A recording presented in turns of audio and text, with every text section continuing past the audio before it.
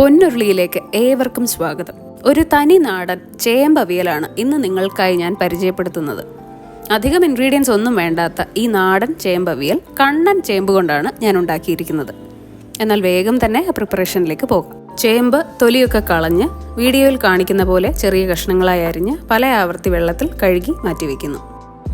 അരപ്പിനായി തേങ്ങ തിരുമ്മിയത് 1-1.5 പിടി, എരിവ് നിങ്ങൾക്ക് അധികമായി ഇഷ്ടമുണ്ടെങ്കിൽ 2 ടീസ്പൂൺ അല്ലെങ്കിൽ 1 ടീസ്പൂൺ മുളക് പൊടി, 1 ടീസ്പൂൺ കുരുമുളക് പൊടി, പാകത്തിന് മഞ്ഞൾപ്പൊടി, 1/2 മുതൽ 1 ടീസ്പൂൺ വരെ മല്ലിപ്പൊടി എന്നിവയും 5-6 ചുവന്നുള്ളിയും കൂടി അവിയൽ പരുവത്തിൽ അരച്ചെടുക്കുക. തോട്ടുപുളി കഴുകി ചെറിയ കഷ്ണങ്ങളാക്കി മുറിച്ച് വളരെ കുറച്ച് വെള്ളത്തിൽ കുതിർക്കാനിടുന്നു.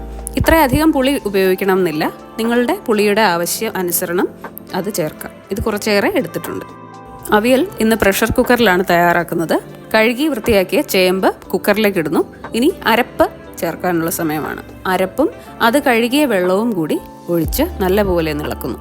ഇതുവരെ നമ്മൾ ഉപ്പ് ചേർത്തിട്ടില്ല, അരപ്പിൽ ഉപ്പ് ചേർത്തില്ല. പാകത്തിന് ഉപ്പും അതിലേക്ക് ചേർക്കുക.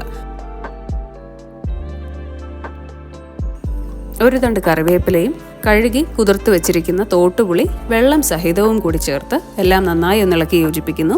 ഉപ്പൊന്ന് പരിശോധിക്കുക, കുറവാണെങ്കിൽ ചേർക്കുക ഇപ്പം തന്നെ. കഷ്ണം നികക്കെ വെള്ളവും ഒഴിക്കുക. ഇനി 2-3 പച്ചമുളക് നടുവേ ഒന്ന് കീറിയത് കൂടി ചേർത്ത് ഒരല്പം പച്ച വെളിച്ചെണ്ണയും അതിനുമേൽ തൂവി കുക്കർ അടച്ച് 2-3 വിസിൽസ് വരുന്നത് വരെ വേവിക്കുക.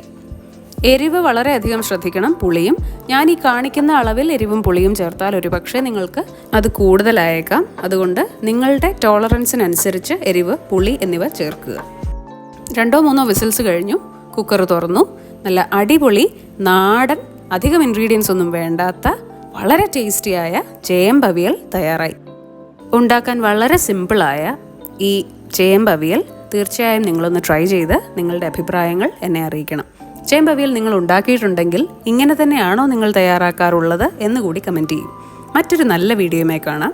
Bye bye.